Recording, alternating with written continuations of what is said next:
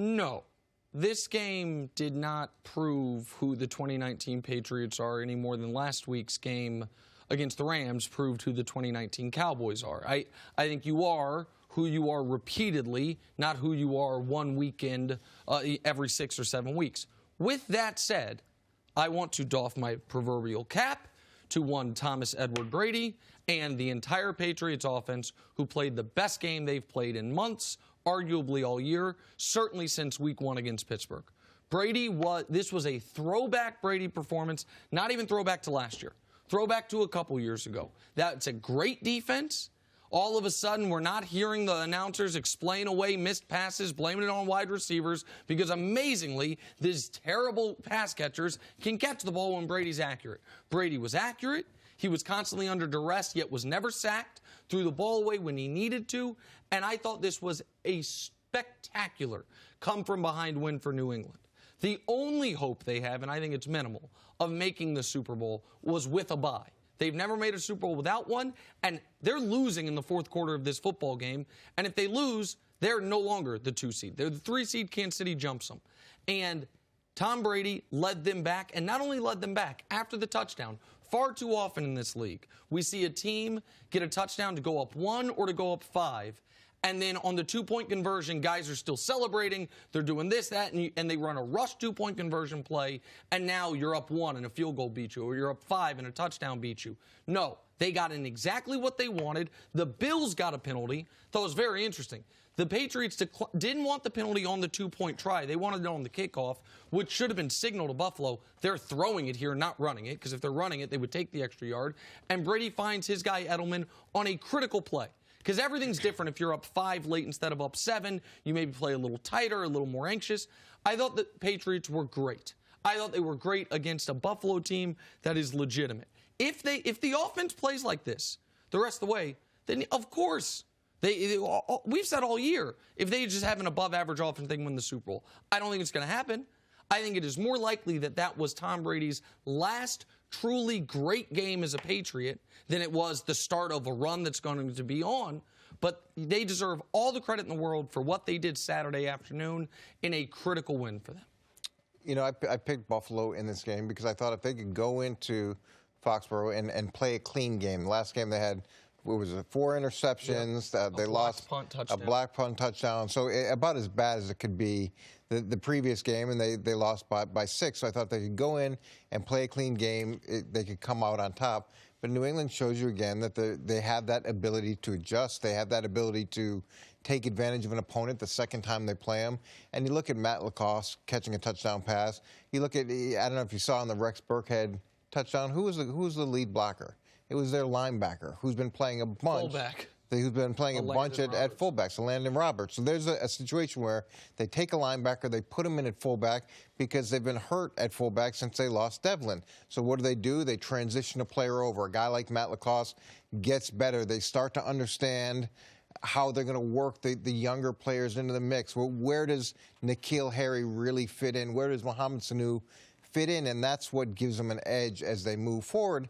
And when you have a guy like Tom Brady, he's not counting fingers after he scores a touchdown. That's not what he's about. It's, okay, do we have to go to the extra point? He's looking forward to what's next in the game, what's important in the game. And he plays an egoless type of football that's hard for a lot of young quarterbacks to mirror or even come close to. Nick, your argument for why we can't trust the Patriots is based on track record, okay? This year's track record. Okay, because that's the difference. Because when you compare them to the Cowboys have a track record of dysfunction and being a circus. The Patriots have a track record of professionalism and getting better late in the season. I do trust them in the playoffs. Now, I'm with you. They shouldn't be the favorite. I don't think they'll get there.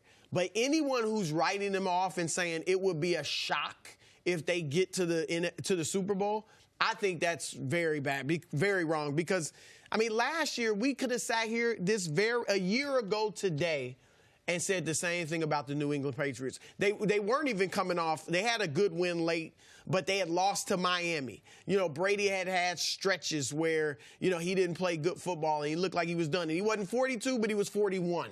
You know, so we could have written them off last year.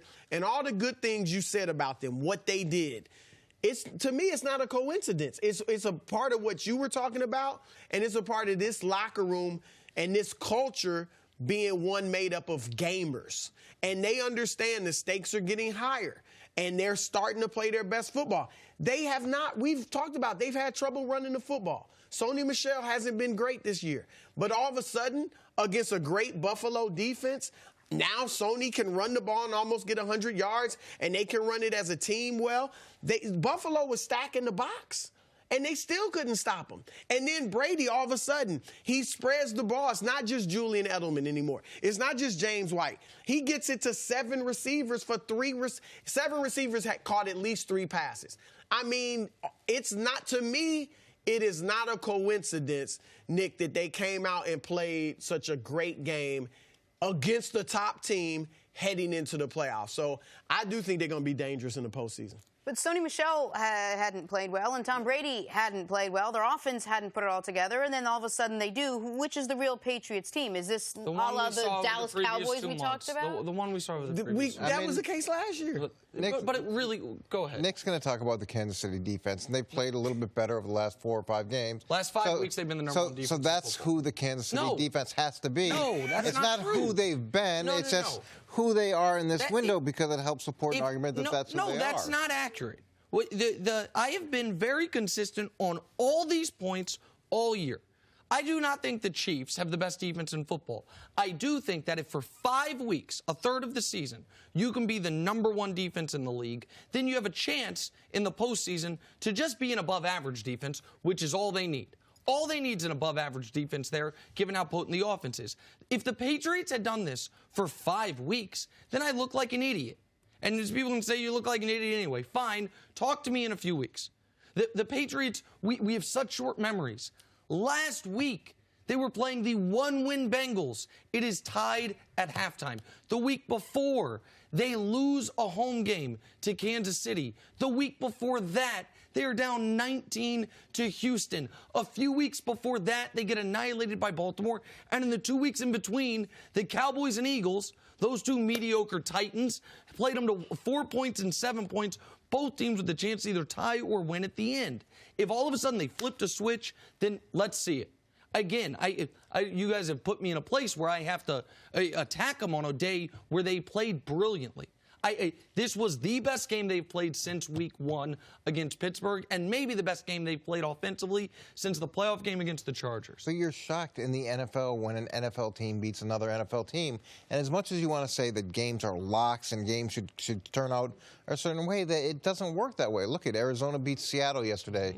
The Jets beat Pittsburgh yesterday. That's the reality of it. But the one thing that has been consistent over the last 19 years is that New England has historically gotten better and figured out ways to win. And how their improvement appears or materializes each year is a little bit different. But you can count on that happening. But what usually has not happened is that they look their worst at the end of November and the beginning of December, which is what they looked like until Saturday. That's usually not how this goes. Last year they lost a game on a trip. Thanks for watching. Subscribe here to get the latest from the show. Also, be sure to check out more of the best clips from First Things First, or go watch a few segments from our other shows on FS1.